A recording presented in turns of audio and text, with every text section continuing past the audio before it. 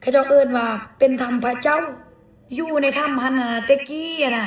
มีคนตาย3 คนแล้วบัดนี้นะเป็นไทยบ้านเขาเจ้านี่แหละไทยบ้านเขาเจ้าแถวบ้านเขาเจ้านี่ไปเอาคำในถ้ำหันแล้วบัดนี้คนเฮาน่ะเสียชีวิตอยู่ในถ้ำเนาะเพราะว่าถ้ำนั้นมันมีคำเนาะแล้วบัดนี้คำนั้นแม่นจะกินเฮาที่เฮาตายน่ะสิกินซีนแล้วก็วันนี้คำแบบมันสิมาอยู่ตามกระดูกหัวเฮาบ่กระดูกแขนกระดูกมือสินะคำเขาเอิ้นว่าภาษาลาวเขาเจ้าว่าจังได๋วะแบบเฮาเสียชีวิตแล้วคำมันกินเฮาน่ะแล้วบัดนี้นะบังเอิญว่า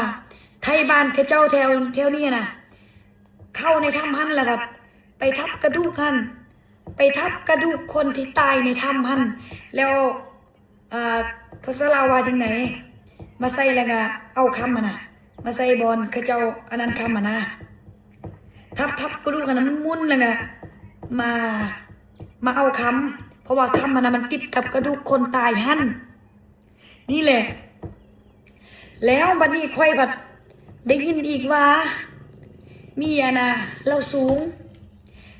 อยู่ใส่บ่ฮู้อยู่เสียงขวางแล้วเขาเจ้าเข้าไปเอาเขาเจ้าเข้าไปเอาคำอยู่ในถ้ำหันแล้วไปคายนี่นะได้ประมาณ5-6 ตื้ออยู่ในถ้ำคนได้ยินเขาเจ้าเว้าเลยมื้อนี้ก็ไปซื้อหมดแล้วค่อยได้ยินว่าแล้วบัดนี้อยู่ในถ้ำเนาะบ่ฮู้ว่าคนเราสู้กันบะหยังแบบบ่ได้ไปแก้บ่หรือว่าบะจังไดหรือว่าแนวใดก็บ่ฮู้อันนี้น่ะเขาเจ้าได้เงินทันแล้วก็บ่ได้มาเลยแล้วบัดนี้จนกว่า7 คนนี่ไปเข้าถ้ำกันเลยแบบฆ่าแบบนี้แล้วบัดนี้5 คนที่ฆ่าในถ้ำมันฟันว่าเป็นเมืองพญานาคจะเชื่อบ่เชื่อก็บ่ฮู้แต่เขาเจ้าว่าเขาเจ้าฟันว่าเป็นเมืองพญานาคแล้วบัดนี้เขาเจ้าสิออกมาแล้วแล้วฟันว่าพญานาคหันเว้านำลาวว่าสิปล่อยสู่เจ้าเด้อบัดนี้บ่ต้องเข้ามาอีกใดแล้วว่าจังซี่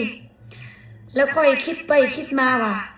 คนเฮานี่นะต้องโลภซ้ำใดจึงสามารถทับกระดูกคนนี่เอาคำออกมาแล้วมาเขาเอิ้นว่าหยังวะใส่บางคำแล้วนะมาเอาคำนะคนเฮามันต้องโลภซ้ำใดจึงสามารถเฮ็ดแบบนั้นได้ค่อยเข้าใจอยู่ว่าความจนคนเฮานี่สามารถเฮ็ดได้ทุกอย่างแต่ค่อยบ่คิดว่ามันจึงได้ทับกระดูกคนตายน่ะเพราะว่าคำมันจะอยู่ในกระดูกคนตายอยู่ในถ้ำทับกระดูกคนตายแล้วมาใส่บางแล้วก็เอาคำ